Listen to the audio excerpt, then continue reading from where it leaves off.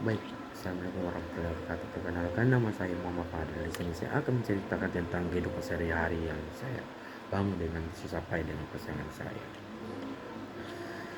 Baik, nama saya Muhammad Fadil.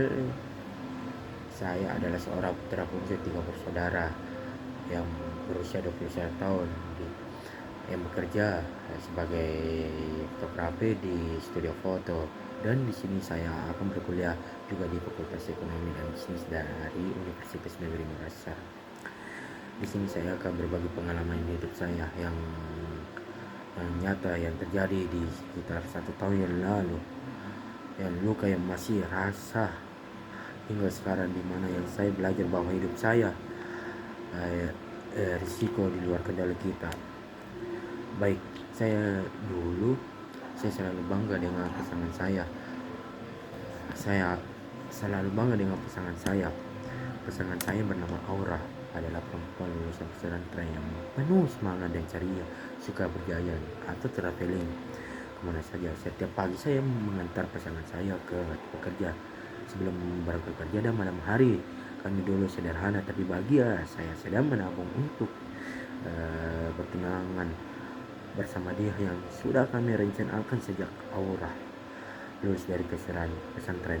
Dan saya pikir dengan kerja keras saya bisa mengendalikan nasib saya dengan pasangan saya. Tapi seperti kata pepatah, rencana Tuhan tak selalu sama dengan rencana manusia. Risiko di luar kendali saya adalah malam hari yang mengubah segala risiko, yang terjadi pada 30 Desember 2024 tahun lalu. Malam hari yang seharusnya yang biasa saja, hujan deras mengguyur Bulukumba sepanjang hari. Saya abaikan peringatan hujan deras di berita. Saya sudah terbiasa dengan musim hujan itu. Bersama Aura. Aura sedang berpulang dari tempat kerja, jadi saya menjemput Aura dari tempat kerja di kota Bulukumba ke Bira. Jaraknya sekitar 30 meter.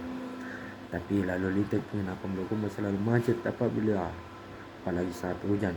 Saat mengendarai motor berdua kami, saya sudah saya rawat dengan baik sambil memakai headset dan mendengarkan lagu favorit Aura di Spotify. Aura bertanya, besok kita ke butik cari baju adat.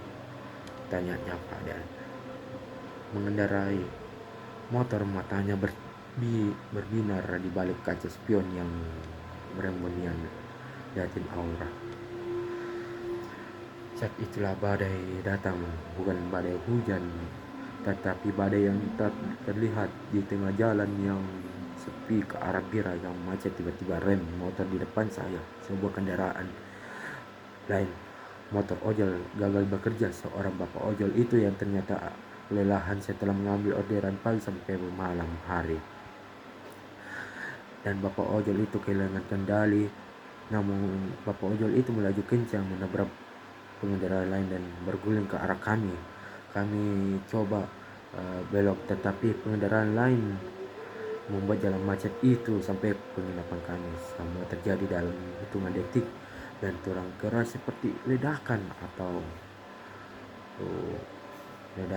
yang percik api dari motor.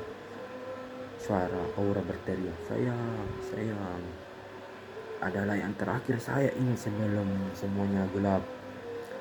Saya dengan luka beratnya dan memar di kaki dan tengah tangan dulu, tetapi Aura tak bisa berkata apa-apa karena kejadian itu.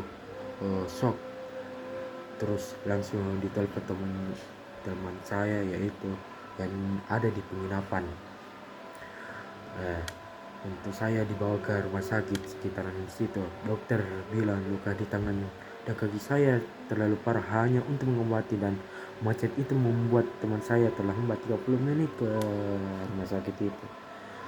Risiko itu di luar kendali saya. Cuaca ekstrim dan akibat perubahan iklim dan macet parah, infrastruktur jalan yang buruk dan kelalaian pengendara ojol itu tak terdeteksi. Saya tak bisa mencegahnya meski saya sudah berhati-hati sepanjang hidup saya. Yang ketiga itu kesedihan dan menghancurkan hati saya pada saat kehilangan yang terjadi. Saya terbangun dari kamar ruangan ICU IGD. Pada saat itu dunia saya runtuh. Aura datang berlari kepada saya dan wajahnya pucat, dan dokter berkata menyampaikan kabar itu ke Aura. Dia ambruk dan jatuh. Aura pun memeluk saya, tetapi air mata Aura kami tak pernah berhenti. Kami yang penuh mimpi, dan begitu saja setiap malam Aura duduk di samping saya di dalam kamar ruangan IGD yang masih berantakan dengan shock khawatirnya, yang merasa kesedihannya seperti lubang hitam mengisap semua cahaya dari hidup. Tak bisa tidur, tetapi Aura tetap senyum, dan kejadian itu menghantui Aura. Aura menarik diri, jarang bicara, dan beberapa hari pernikahan kami mendekati retak karena duka yang tak tersalurkan. Kesedihan itu nyatanya seperti beban yang menekankan dada setiap hari, membuat saya bertanya mengapa membuat Aura bertanya, mengapa harus Fadel? Apa salah kami sama Fadel? Yang ketiga itu kemarahan yang membara melawan ketidakadilan. Tetapi kesedihan itu berubah menjadi kemarahan yang membakar saya. Marah dan pengendara ojol itu yang kelelahan mengambil orderan dari pagi sampai malam. Ya, hari kemudian hanya didenda ringan dan lolos dari penjara karena kelelahan biasa saja. Saya marah dan pemerintah yang memperbaiki sepohonan yang jatuh di pinggir jalan, meski pemerintah bilang entah kemana saya. Pemerintah hilang, entah kemana saya. Marah dan pada Tuhan, pada nasib sama pasangan saya. Pada kejadian hal itu yang tak bisa kendalikan, saya hampir kehilangan pekerjaan karena sering absen. Dari pada rekan kerja yang bilang, sabar ya Bel. Seolah duka bisa disembuhkan dengan kata-kata yang kosong. Kemarahan itu membuat saya bergabung dengan kelompok korban kecelakaan itu pada saat berjalan di penginapan di Kota Bir. Tetapi meski begitu, tak ada yang mengembalikan pada kemarahan itu. Seperti apa yang hangatkan hati dingin saya, tapi juga membakar jiwa hingga lelah. Refleksi pelajaran dari badai hidup, di mana hari 1 tahun kemudian yang lalu, hari ini 1 tahun kemudian, saya dan bersama pasangan saya yang bernama Aura yang masih berjuang, kami mencari butik baju adat lain yang ada di sekitar Bulukumba dan mencoba membangun kembali. Tetapi mendekati hari H pernikahan kami selamanya, dan di hati kami pengalaman ini mengajarkan saya bahwa risiko di luar kendali seperti bencana alam dan kelelahan manusia, dan nasib buruk bisa datang kapan saja. Saya belajar menghargai momen kecil seperti pelukan pagi malam atau tawa bersama pasangan saya. Tetapi luka itu tetap ada. Kesedihan yang membuat mata basah saat cuaca tidak mendukung dan macet karena jatuh pepohonan gara-gara angin yang kencang, dan kemarahan yang mendorong saya untuk lebih vokal tentang keselamatan jika saya dan pasangan saya. Semoga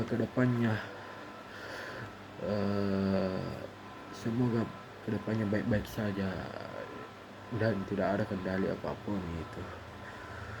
Dan ingatlah, hidup rabot tak, kita harus terus bergerak maju meskipun dengan hati yang runtuh. Terima kasih mendengarkan cerita saya. Jika Anda punya pengalaman serupa, bagi kamu mungkin kita bisa saling menguatkan. Baik, sekian, terima kasih. Assalamualaikum warahmatullahi wabarakatuh.